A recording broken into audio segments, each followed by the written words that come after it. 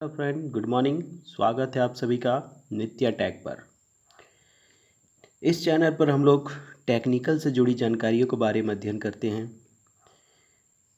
तो चलिए हम लोग शुरू करते हैं आज का टॉपिक। आज का हमारा टॉपिक है डीसी जनरेटर। डीसी जनरेटर का आज हम लोग 10वां पार्ट्स देखेंगे। इस पार्ट्स के अंदर, इस सीरीज के अंदर आज हम लोग डीसी जनरेटर से रिलेटेड कुछ क्वेश्चन के बारे में डिस्कस करेंगे जो एग्ज़ाम के दृष्टिकोण से बहुत ही इम्पोर्टेंट्स है। तो चलिए शुरू करते हैं। तो आज का हमारा पहला क्वेश्चन है, डीसी जनरेटर के घूमने वाले भाग बताएं। ठीक है, जैसे आपको अगर क्वेश्चन पूछा जाए कि जो डीसी जनरेटर है, डीसी जनरेटर में घूमने वाले पार्ट्स के नाम बताएं। समझ में आ रहा है? तो क्या बताइएगा, डीसी जनरेटर में जो घूमने वाला पार्ट्स होता है क्या क्या होता है? आर्मेचर होता है, कम्यूटेटर होता है, शाफ्ट होता है, फैन होता है, पुली होता है। समझ में आ रहा है? तो ये सब पार्ट्स जो है डीसी जनरेटर का घूमने वाला पार्ट्स हो गया। ठीक है, चलिए नेक्स्ट क्वेश्चन है, कार्बन ब्रूस किस पदार्थ का बनाया जाता है? ये बहुत ही इंपॉर्टेंट क्वेश्चन है दोस्तों, कि जो जनरेटर होता है, जनरेटर का जो कार्बन ब्रूस होता है किस पदार्थ का बनाया जाता है? समझ में आ रहा है? तो आप लोग याद रखिएगा, जो डीसी जनरेटर का जो कार्बन ब्रूस होता है वो कार्बन का, ठीक है, या तो कॉपर का, है ना, या तो शुद्ध कॉपर का भी बना होता है। यानी कि कार्बन ब्रूस अधिकतर जनरेटरों में कार्बन का ही बनाया जाता है, क्योंकि कार्बन एक ऐसा पदार्थ है ना, जो क्या होता है, नेगेटिव टेम्परेचर कोफिशिएंट वाला पदार्थ है। यानी कि उसमें क्या होगा, जितना भी उसको हीट मिलेगा, ठीक है,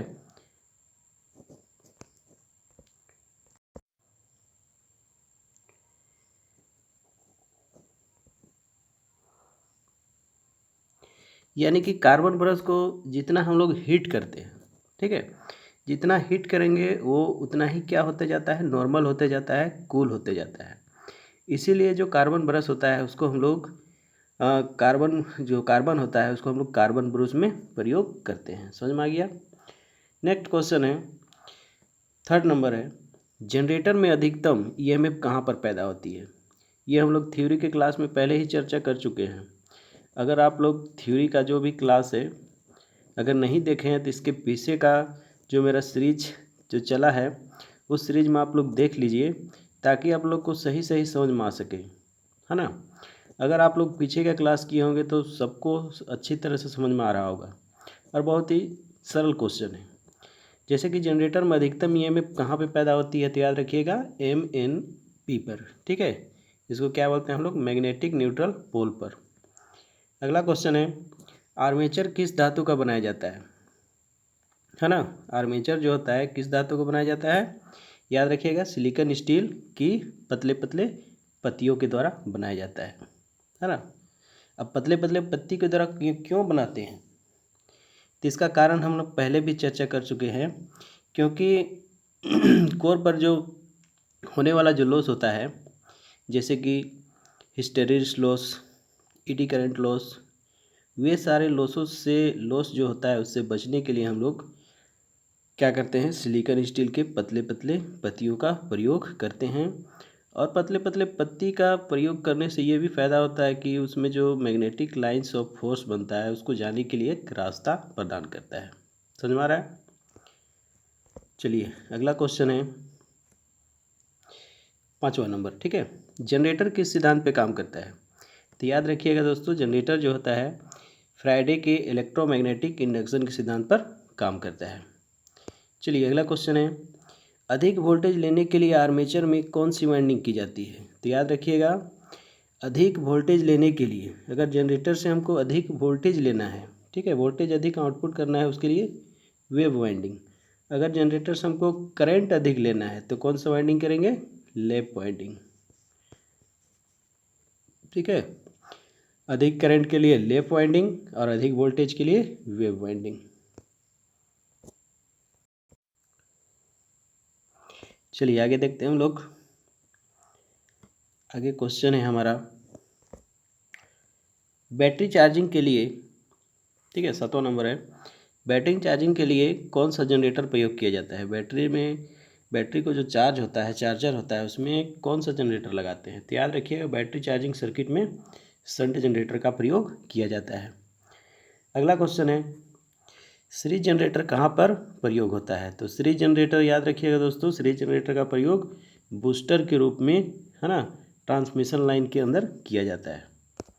चलिए अगला क्वेश्चन है, इंटरपोल का कनेक्शन कैसे किया जाता है? तो ये पहले भी चर्चा हो चुका है। इंटरपोल का कनेक्शन जो होता है आर्मेचर के सीरीज में होता है ना। नेक्स्ट क्वेश्चन है, कौन से लॉसेस कांस्टेंट होते हैं? ठीक है, ऐसा लॉस बताना है जो क्या होता है, कांस्टेंट होता है। तो याद रखिएगा, आयरन लॉस और फ्रिक्शन लॉस जो होता है जनरेटर में कांस्टेंट होता है। अगला क्वेश्चन है, कम्यूटेटर का कार्य क्या होता है? तो कम्यूटेटर का काम क्या होता है? कम्यूटेटर जो होता है आर्मेचर में जो उत्पन्न ऊर्जा होता है उसको डीसी के रूप में बदलता है। ठीक है, अगर स्लिप रिंग लगा रहेगा तो एसी में देगा और कम्यूटेटर लगा रहेगा तो डीसी में प्रदान करता है। चलिए अगला क्वेश्चन है, इंटरपोल का काम क्या होता है? बताना है इंटरपोल जो होता है उसका क्या काम है। तो इंटरपोल का काम क्या है? ठीक है, तो इंटरपोल का काम क्या होता है?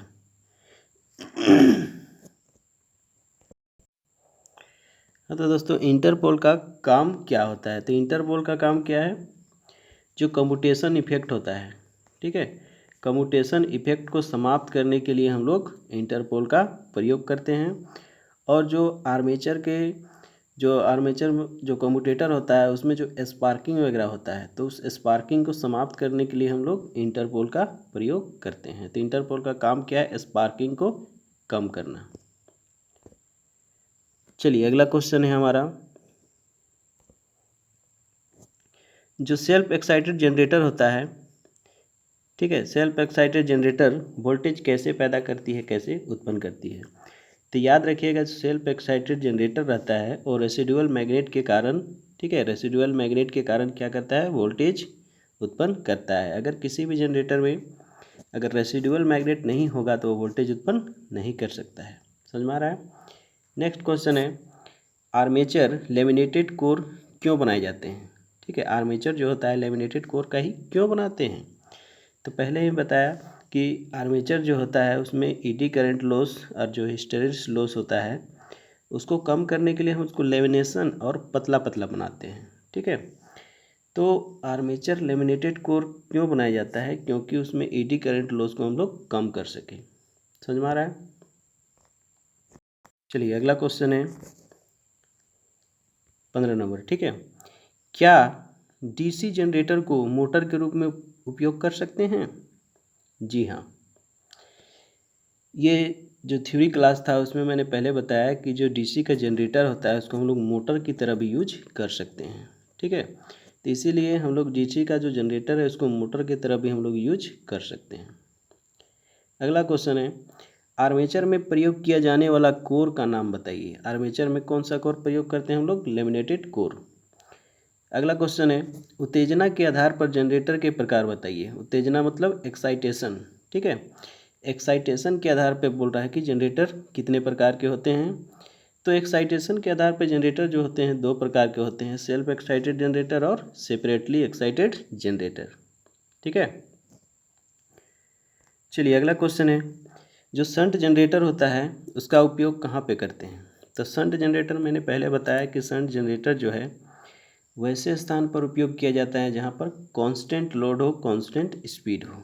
ठीक है, तो इसलिए जो शंट जनरेटर होता है उसका प्रयोग हम लोग अधिकतर लाइटिंग और पावर सप्लाई के लिए करते हैं। समझ में आ रहा है? चलिए आगे देखते हैं। अगला क्वेश्चन है हमारा, चालक में ईएमएफ यानी क्या हो गया? विद्युत विभवांतर बल कैसे उत्पन्न होता है? तो चालक में जो ईएमएफ होता है कैसे उत्पन्न होता है? कोई भी जो कॉइल होता है, कॉइल को चुंबकीय क्षेत्र में घुमाने से क्या होता है, उसमें एक तरह का ईएमएफ उत्पन्न हो जाता है। चलिए नेक्स्ट क्वेश्चन है, आर्मेचर प्रतिक्रिया यानी कि आर्मेचर रिएक्शन। ठीक है, आर्मेचर रिएक्शन को कम करने का क्या प्रभाव है, मतलब उसको हम लोग कैसे कम कर सकते हैं। ठीक है, आर्मेचर रिएक्शन का क्या प्रभाव होता है। तो आर्मेचर रिएक्शन जब किसी जनरेटर में हो जाता है तो उसका क्या प्रभाव पड़ता है जनरेटर पर। ठीक है, तो क्या प्रभाव होगा, इसके निम्नलिखित प्रभाव होते हैं। जैसे क्या होगा, मुख्य फ्लक्स कमज़ोर हो जाना। ठीक है, उस पर जो मुख्य फील्ड फ्लक्स बनेगा वो कमज़ोर हो जाएगा। बी में कहता है, ख नंबर है, ईएमएफ को कम कर देता है ना, और जो उत्पन्न होने वाला ईएमएफ है उसको भी कम कर देगा। मुख्य चुंबकीय क्षेत्र को विकृत करना, यानी कि जो मुख्य जो मैग्नेटिक फील्ड बनेगा उसको लॉस करेगा, कम करेगा। अगला बोलता है टीपीटी को शक्तिशाली, ठीक है, और एलपीटी को क्या करता है, ये कमज़ोर कर देता है। समझ में आ रहा है। चलिए अगला क्वेश्चन देखते हैं हम लोग।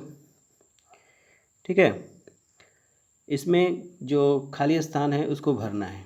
ठीक है, पहला क्वेश्चन इसमें, लोड सहित स्टार्ट किए जाने वाले जनरेटर, यानी कि ऐसा जनरेटर का नाम बताना है जो लोड सहित स्टार्ट करते हैं।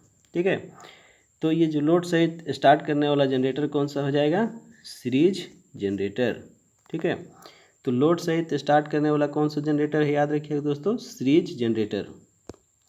चलिए अगला क्वेश्चन है, स्पार्किंग को कम करने के लिए प्रयोग करते हैं। स्पार्किंग को कम करने के लिए हम लोग क्या करते हैं, इससे पहले क्वेश्चन में डिस्कस हो चुका है। स्पार्किंग को कम करने के लिए हम लोग क्या करते हैं, इंटरपोल। ठीक है, कम करने के लिए हम लोग इंटरपोल का प्रयोग करते हैं। समझ में आ रहा है, यानी कि स्पार्किंग को कम करने के लिए हम लोग क्या लगाएंगे, इंटरपोल लगाएंगे। चलिए अगला क्वेश्चन है, वेव वाउंड आर्मेचर में करंट के बहने के खाली स्थान रास्ते होते हैं। ठीक है, जो वेव वाउंड आर्मेचर वाइंडिंग होता है उसमें करंट बहने के कितने रास्ते होते हैं, याद रखिएगा, 2 रास्ते। ठीक है, चलिए अगला क्वेश्चन है, मशीन से अधिक करंट और कम वोल्टेज लेने के लिए आर्मेचर में कौन सा वाइंडिंग किया जाता है। ठीक है, यानी कि किसी भी मशीन से अधिक करंट लेना है और कम वोल्टेज लेना है तो इसके लिए हम लोग कौन सा वाइंडिंग करेंगे, लैप वाइंडिंग। ठीक है, चलिए आगे देखते हैं। हमारा 5वां क्वेश्चन है, बैटरी चार्जिंग के लिए, ठीक है, बैटरी चार्जिंग के लिए कौन सा जनरेटर का प्रयोग किया जाता है। तो याद रखिएगा दोस्तों, बैटरी चार्जिंग के लिए हम लोग शंट, ठीक है, बैटरी चार्जिंग के लिए शंट जनरेटर का प्रयोग करते हैं। अगला क्वेश्चन है, ईएमएफ बराबर, ठीक है, ईएमएफ बराबर यहाँ पे बोल रहा है P/N/60 × 2। ठीक है, आगे क्या हो जाएगा, ईएमएफ। ठीक है, ईएमएफ बराबर बोल रहा है क्या होता है, P5, ठीक है, N इंटू बटा में क्या है 60 × 2। ठीक है, तो क्या हो जाएगा, दोस्तों, ठीक है, सॉरी, ठीक है, इस क्वेश्चन हम लोग देख रहे थे, ईएमएफ बराबर P5N, ठीक है, और यहाँ पे क्या हो जाएगा Z, ठीक है, बटा में क्या हो जाएगा 60/2 वोल्ट। चलिए अगला क्वेश्चन है, इंटरपोल कम्यूटेशन को क्या करता है। ठीक है, इंटरपोल जो होता है कम्यूटेशन को क्या करता है, कम कर देता है। ठीक है, ये जो इंटरपोल होता है कम्यूटेशन को कम करता है। चलिए अगला क्वेश्चन है, जनरेटर खाली स्थान को खाली स्थान में बदलता है। जनरेटर क्या करता है जनरेटर क्या करता है, मैकेनिकल ऊर्जा, ठीक है, मैकेनिकल ऊर्जा को इलेक्ट्रिकल ऊर्जा के रूप में बदलता है। चलिए अगला क्वेश्चन है, जनरेटर की आउटपुट की इकाई क्या होती है। जनरेटर जो आउटपुट करता है उसका इकाई क्या होता है, तो इसका इकाई क्या होता है दोस्तों, वाट। ठीक है, चलिए अगला क्वेश्चन है, जनरेटर के 3 मुख्य भाग क्या है। जनरेटर का बताना है कि 3 मुख्य भाग क्या होते हैं। तो जनरेटर का 3 मुख्य क्या भाग हो जाएगा, यानी कि मुख्य पार्ट्स बताना है। तो पहला क्या हो जाएगा, आर्मेचर। ठीक है, पहला मुख्य भाग क्या हो गया, आर्मेचर। दूसरा क्या हो गया, पोल, और तीसरा क्या हो गया, ठीक है, क्या बताना है, पोल हो गया, तीसरा क्या हो गया, बॉडी।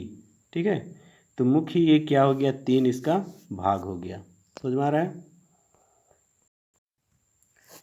चलिए अगला क्वेश्चन है,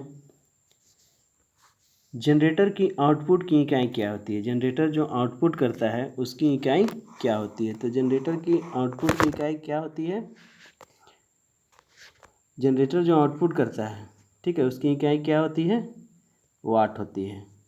ठीक है, ओ सॉरी दोस्तों, ये क्वेश्चन हो चुका है, 10 भी हो चुका है। ठीक है, 11 हम लोग देखते हैं। सीरीज जनरेटर को डिस्ट्रीब्यूशन में, ठीक है, जो सीरीज जनरेटर होता है उसको डिस्ट्रीब्यूशन जो होता है उसके खाली स्थान में उपयोग करते हैं। तो इसको याद रखिएगा दोस्तों, बूस्टर, ठीक है, बूस्टर के रूप में प्रयोग करते हैं। चलिए अगला क्वेश्चन है, जनरेटर खाली स्थान के सिद्धांत पे काम करता है। तो यह किस सिद्धांत पे काम करता है दोस्तों? जनरेटर जो होता है फ्राइडे के, ठीक है, फ्राइडे के जो इलेक्ट्रोमैग्नेटिक इंडक्शन होता है, ठीक है, उस सिद्धांत पर काम करता है। चलिए अगला क्वेश्चन है, ठीक है, 13 नंबर में है, जनरेटर मुख्य खाली स्थान प्रकार के होते हैं। बताना है कि जनरेटर मुख्य कितने प्रकार के होते हैं? तो जनरेटर दोस्तों मुख्यतः 3 प्रकार के होते हैं। ठीक है, चलिए अगला क्वेश्चन है 14 नंबर, लैप वाउंड आर्मेचर में पोल व पथ होते हैं। ठीक है, लैप वाउंड आर्मेचर में पोल और पथ होते हैं। कितना होते हैं, क्या होते हैं, उसको बताना है। ठीक है, तो लैप वाउंड जो आर्मेचर होता है उसमें पोल और पथ क्या होते हैं? बराबर होते हैं। ठीक है, इसमें ये दोनों क्या होंगे? बराबर होंगे। ठीक है, चलिए अगला क्वेश्चन है, शंट फील्ड में, ठीक है, शंट फील्ड में खाली स्थान तार और खाली स्थान टर्न होती है। शंट फील्ड में क्या होती है? शंट फील्ड जो होता है, ठीक है, तो शंट फील्ड में क्या होगा? जो हम लोग तार यूज करते हैं, ठीक है, तार जो होगा पतली होगी। ठीक है, पतली होने के साथ साथ जो टर्न्स क्या होगा? टर्न्स क्या होगा? अधिक टर्न्स होगा। ठीक है, मतलब शंट फील्ड में क्या होगा? हम लोग पतली तार और अधिक टर्न्स का प्रयोग करते हैं। चलिए दोस्तों, ये 15 नंबर छूट चुका है, इसको फिर से देख लेते हैं हम लोग। जो सीरीज फील्ड में जो रेजिस्टेंस होता है खाली स्थान होता है, तो याद रखिएगा सीरीज फील्ड में रेजिस्टेंस का मान क्या होता है? कम होता है। समझ में आ रहा है? चलिए अगला क्वेश्चन है, सेपरेटली एक्साइटेड जनरेटर की फील्ड को खाली स्थान सप्लाई दिया जाता है। जो सेपरेटली एक्साइटेड जनरेटर होता है उसका फील्ड को कौन सा सप्लाई हम लोग देते हैं? ठीक है, याद रखिएगा, डीसी सप्लाई। अगला क्वेश्चन है, ब्रूस प्राय बने होते हैं। जो ब्रूस प्राय जो बनते हैं किस चीज़ के बनते हैं? कार्बन के, ठीक है, और कॉपर के। ठीक है, जो ब्रश होते हैं ये कार्बन के, ठीक है, और कॉपर के बने होते हैं। चलिए अगला क्वेश्चन है, शंट जनरेटर में वोल्टेज उत्पन्न करने के लिए पोलों में खाली स्थान होना चाहिए। शंट जनरेटर में वोल्टेज उत्पन्न करने के लिए पोलों में क्या रहना चाहिए? ये पहले में हम लोग चर्चा कर चुके हैं कि जब तक किसी भी जनरेटर में क्या होगा? रेसिडुअल, ठीक है, रेसिडुअल मैग्नेट, ठीक है, रेसिडुअल मैग्नेट जब तक नहीं होगा तब तक जनरेटर क्या होगा? सेल्फ स्टार्ट नहीं होगा। ठीक है, तो पोलो पे क्या रहना चाहिए? वोल्टेज उत्पन्न करने के लिए रेसिडुअल मैग्नेट का होना जरूरी होना चाहिए। ठीक है, अगला क्वेश्चन है, ब्रूसों को बदलते समय, ठीक है, ब्रूसों को बदलते समय उसी साइज तथा क्या लगाना चाहिए? उसी साइज तथा उसी सामग्री का। मतलब अगर हम लोग कार्बन का लगा रहे हैं तो कार्बन का ही लगाएंगे, ठीक है, और अगर कॉपर का लगा रहे हैं तो कॉपर का ही लगाएंगे, है ना। तो ब्रूसों को बदलते समय उसका साइज और जो हम लोग जो पदार्थ का जो सामग्री का लगा रहे हैं उसी सामग्री का इसमें भी लगाना चाहिए। चलिए आगे हम लोग देखते हैं। इसमें दोस्तों क्या करना है? सही सही मिलान करना है, मैच करना है। ठीक है, जो 23 नंबर क्वेश्चन है उसमें matching the match of the flowing question है, मैच करना है। ठीक है, तो पहला में क्या बोलता है? आर्मेचर, है ना। तो आर्मेचर किसके साथ मैच करेगा दोस्तों? उसको अब देखिए यहाँ पे इतने सारे ऑप्शन दिए गए हैं, तो जो आर्मेचर होता है वो किसके साथ मैच करेगा? चलिए बताइए, आर्मेचर जो होगा किसके साथ मैच करेगा? ठीक है, आर्मेचर जो होगा ठीक है, लेमिनेटेड कोर, ठीक है, आर्मेचर जो होता है लेमिनेटेड कोर होना चाहिए, ठीक है। दूसरा है फील्ड कॉइल, ठीक है, फील्ड कॉइल क्या हो जाएगा दोस्तों, फील्ड कॉइल जो होगा वो क्या हो जाएगा, घ नंबर, ठीक है, मैग्नेटिक फ्लक्स उत्पन्न, ठीक है, मैग्नेटिक फ्लक्स उत्पन्न करने वाला होना चाहिए। चलिए तीसरा में है बॉडी या योक, ठीक है, तो बॉडी या योक क्या होगा, बॉडी या योक का मिलन किसके साथ होगा, का नंबर, ठीक है, मैग्नेटिक सर्किट पूरा करने के लिए, ठीक है, बॉडी या योक का काम क्या होता है, जो मैग्नेटिक सर्किट होता है उसको पूरा करने के लिए किया जाता है। चलिए चौथा नंबर है सीरीज जनरेटर, है ना, सीरीज जनरेटर क्या हो जाएगा, सीरीज जनरेटर हो जाएगा दोस्तों 4 नंबर, ठीक है, फील्ड व आर्मेचर रेजिस्टेंस कम करने के लिए, ठीक है, समझ में आ रहा है। चलिए पांचवा है शंट जनरेटर, है ना, शंट जनरेटर क्या हो जाएगा दोस्तों, देखिए शंट जनरेटर का कौन सा आंसर होगा, शंट जनरेटर का हो जाएगा ख नंबर, ठीक है, शंट जनरेटर किसके साथ मैच करेगा, फील्ड रेजिस्टेंस अधिक, यानी कि शंट जनरेटर का जो फील्ड होता है उसका रेजिस्टेंस ज़्यादा होता है। छठा नंबर है क्रॉस मैग्नेटाइजिंग प्रभाव, ठीक है, क्रॉस मैग्नेटाइजिंग प्रभाव, तो इसका सही आंसर क्या हो जाएगा दोस्तों, इसका आंसर हो जाएगा घ, ठीक है, मैग्नेटिक फ्लक्स उत्पन्न करना। सातवां नंबर में है shunt field current, shunt field current क्या हो जाएगा, शंट फील्ड करंट जो होगा सामान्यतः ये जो रहता है कांस्टेंट रहता है, स्थिर रहता है, ठीक है, शंट फील्ड क्या हो जाएगा, सामान्यतः स्थिर रहता है। चलिए अगला है आठवां number load current, load current क्या हो जाएगा, लोड करंट जो होगा वो, ठीक है, आर्मेचर करंट और फील्ड करंट, ठीक है, लोड करंट किस पे डिपेंड करेगा, आर्मेचर करंट और फील्ड करंट पर डिपेंड करेगा। चलिए 9 नंबर है डाई मैग्नेटाइजिंग प्रभाव, डाई मैग्नेटाइजिंग प्रभाव क्या हो जाएगा, ये हो जाएगा सेम टू सेम, ठीक है, आर्मेचर रिएक्शन के कारण। अगला है 10 नंबर में शंट जनरेटर में अधिकतम पावर, शंट जनरेटर में जो अधिकतम पावर कहाँ पे होगा, इसका भी क्या हो जाएगा दोस्तों, ये सेम टू सेम हो जाएगा, ठीक है, मतलब फील्ड रेजिस्टेंस का क्रिटिकल फील्ड रेजिस्टेंस से अधिक होना, ठीक है। तो इस तरह से हम लोग मैच करके देखें, तो अगर आपको ये वीडियो अगर सही से समझ नहीं आ रहा है तो फिर से इसको स्किप करके देखिएगा तो सही से आपको समझ में आ जाएगा, ठीक है। चलिए नेक्स्ट क्वेश्चन है जो 24 नंबर का, इसमें क्या करना है, निम्नलिखित सूत्रों का जनरेटर के लिए आपस में सही चयन करें, ठीक है, सूत्र दिया गया है उसका क्या करना है, सही सही चयन करना है, मिलाना है। तो फर्स्ट नंबर में यहाँ पे दिया गया है आई ए माइनस आई एफ, यानी कि armature current minus field current, है ना, तो armature current minus field current बराबर क्या हो जाएगा, लोड करंट, है ना। सेकेंड में दिया हुआ है armature current minus load current, तो armature current minus load current क्या हो जाएगा, इसका हो जाएगा दोस्तों फील्ड करंट, है ना।